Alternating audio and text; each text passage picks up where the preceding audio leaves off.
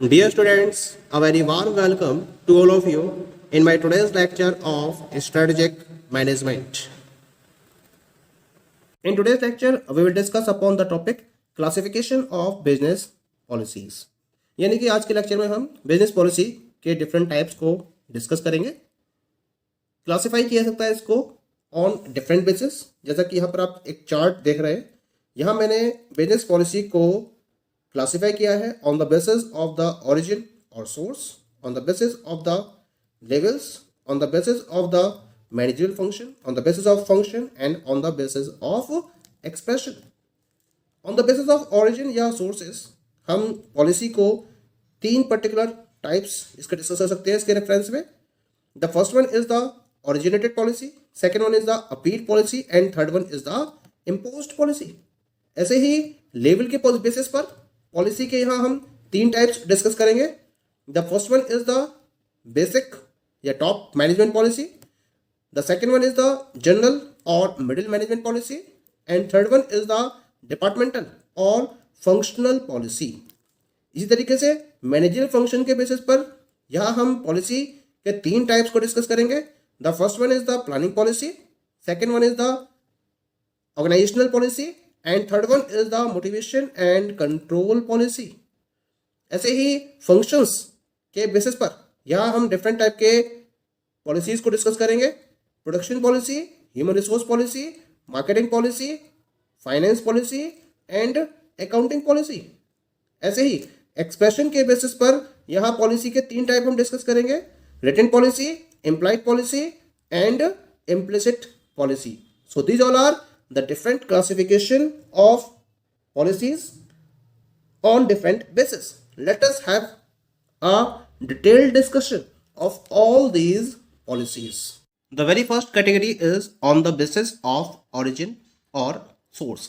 origin या source के basis पर हम यहाँ पहला टाइप डिस्कस करेंगे पॉलिसी का and this is known as the originated policy। क्या होती है originated policy? Policy which is framed by the top executives and direct the employees about what decisions they can take in a particular situation. Hence the employees are suppose to follow them strictly. Originated यानी कि origin को define कर रहे हैं ये, और policy का main origin क्या होता है?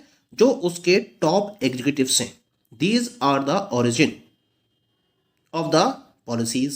तो हम यहाँ उन पर्टिकुलर पॉलिसीज की बात करते हैं जो टॉप एग्जीक्यूटिव्स के द्वारा फ्रेम की जाती हैं और एम्प्लॉइज को एक डायरेक्शन देती हैं कि किसी पर्टिकुलर सिचुएशन में उन्हें किस टाइप के डिसीजन को फॉलो किया जाना है।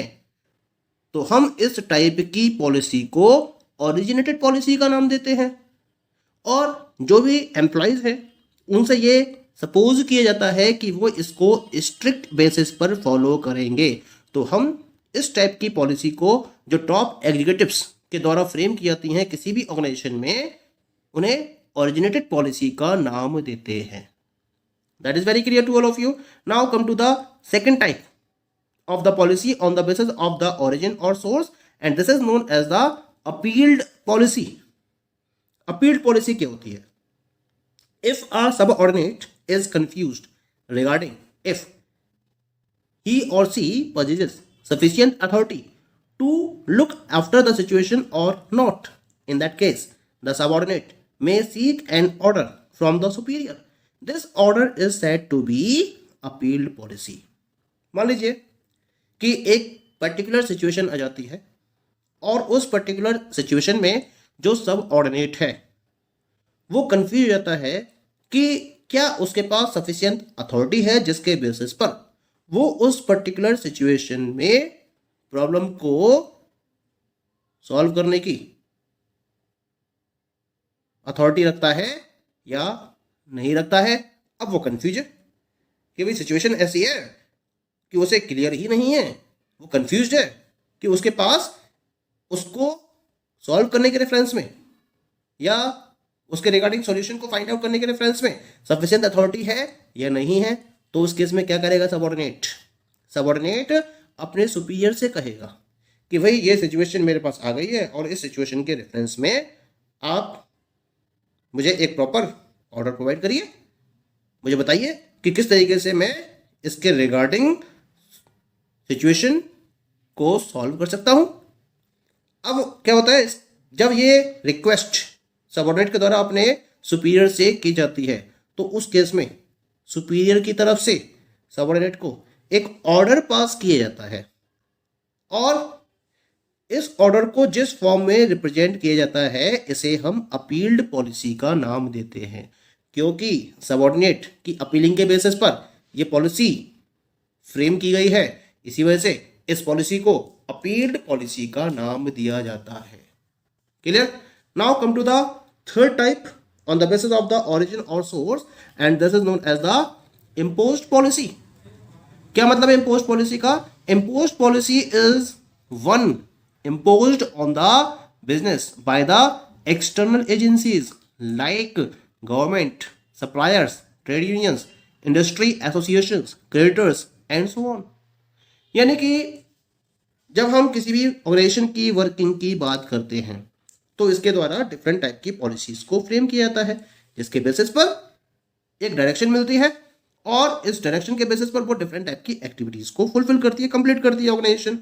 अब होता क्या है, इसके अलावा जो भी डिफरेंट टाइप की एक्सटर्नल एजेंसीज किसी बिजनेस से जुड़ी हुई होती हैं वो अपने भी तो क्या करती हैं, अपने भी तो रूल्स एंड रेगुलेशंस को या अपनी वर्किंग को डिफाइन करती हैं कि किस तरीके से उनसे डीलिंग की जानी है, उसके रिगार्डिंग में पॉलिसीज को डिसाइड करती हैं।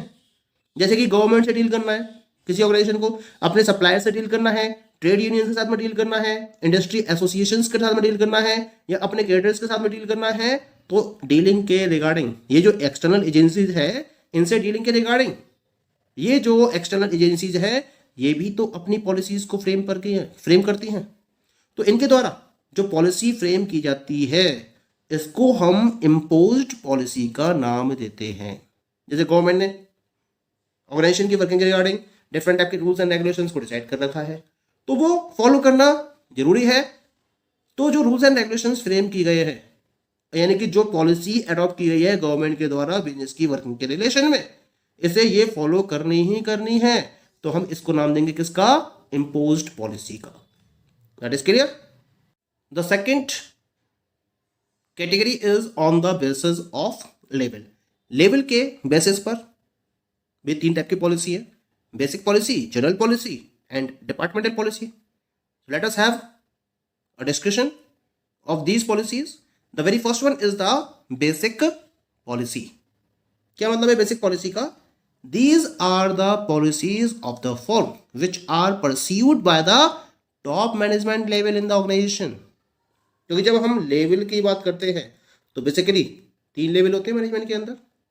The very first one is the top level management, second one is the middle level management and third one is the lower level management or departmental level management। तो जब top management level के द्वारा firm की working के reference में policies को decide किया जाता है, फ्रेम किया जाता है, तो हम उन पर्टिकुलर पॉलिसीज को बेसिक पॉलिसीज में काउंट करते हैं। टॉप लेवल मैनेजमेंट जैसे कि कंपनी के सीईओ है, चेयरमैन है या जो उसके फर्स्ट लेवल के मैनेजर्स हैं, डायरेक्टर्स हैं, इनको हम टॉप लेवल मैनेजमेंट में इंक्लूड करते हैं। टॉप लेवल मैनेजमेंट क्या करता है? ऑर्गेनाइजेशन की वर्किंग के रेफरेंस में डिफरेंट टाइप की पॉलिसीज को फ्रेम करता है जिससे कि ऑर्गेनाइजेशन की वर्किंग को प्रॉपर्ली आगे बढ़ाया जा सके। तो इनके द्वारा जो पॉलिसीज फ्रेम की गई इनको हम बेसिक पॉलिसी में कंसीडर करते हैं। That is clear. Second one is known as the general policy. क्या होती है ये policies? These are the policies for middle level management as they are related to the companies day to day operations and dealings.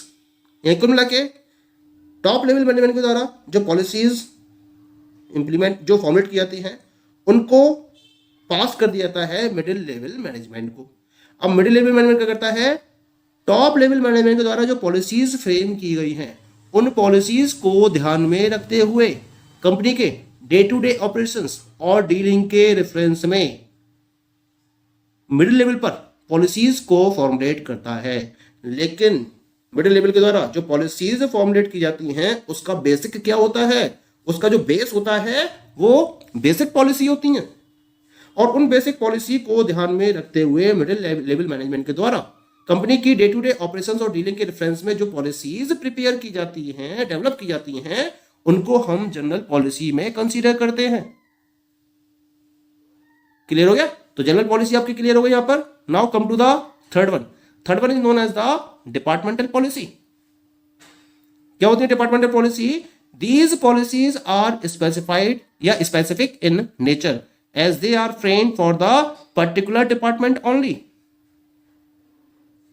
ये जो पॉलिसीज हैं ये specifically designed होती है पॉलिसीज।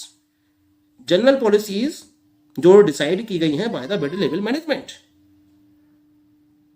उनको ध्यान में रखते हुए जो लोअर लेवल मैनेजमेंट है, जो डिपार्टमेंटल हेड्स होते हैं, वो अपने अपने डिपार्टमेंट के रेफरेंस में स्पेसिफिक पॉलिसीज को डिजाइन करते हैं, जिसे हम डिपार्टमेंटल पॉलिसीज के नाम से जानते हैं। जैसे डिफरेंट टाइप के फंक्शंस परफॉर्म किए जाते हैं ऑर्गेनाइजेशन में। मार्केटिंग फंक्शंस हैं, प्रोडक्शन फंक्शंस हैं, पर्सनल फंक्शंस हैं, परचेज फंक्शंस हैं, फाइनेंशियल फंक्शंस हैं। तो इनके रिगार्डिंग जो इनके हेड होते हैं, जैसे मार्केटिंग हेड मार्केटिंग पॉलिसीज को फॉर्मुलेट करता है जनरल पॉलिसी को ध्यान में रखते हुए, प्रोडक्शन हेड प्रोडक्शन पॉलिसी को डिजाइन करता है जनरल पॉलिसीज को ध्यान में रखते हुए, ऐसे ही पर्सनल हेड पर्सनल पॉलिसीज को, परचेजिंग हेड परचेज पॉलिसी को, और जो फाइनेंशियल हेड है वो फाइनेंशियल पॉलिसी को डिसाइड करता है। इस तरीके से जो स्पेसिफिक डिपार्टमेंट्स होते हैं ऑर्गेनाइजेशन के अंदर, उनके हेड के द्वारा जो स्पेसिफिक पॉलिसीज डिसाइड की जाती हैं अपने डिपार्टमेंट के रेफरेंस में, उसे हम डिपार्टमेंटल पॉलिसी का नाम देते हैं। तो इस तरीके से लेवल को ध्यान में रखते हुए ये तीन टाइप की पॉलिसी होती है। टॉप लेवल मैनेजमेंट के द्वारा फॉर्मुलेट की गई policy, basic policy, middle level management के द्वारा फॉर्मुलेट की गई पॉलिसी, जनरल पॉलिसी, और डिपार्टमेंटल लेवल पर डिपार्टमेंटल हेड्स के द्वारा फॉर्मुलेट की गई पॉलिसी को डिपार्टमेंटल पॉलिसी का नाम दिया जाता है। Okay, rest of the classification of policy we will discuss in the next lecture. Thank you.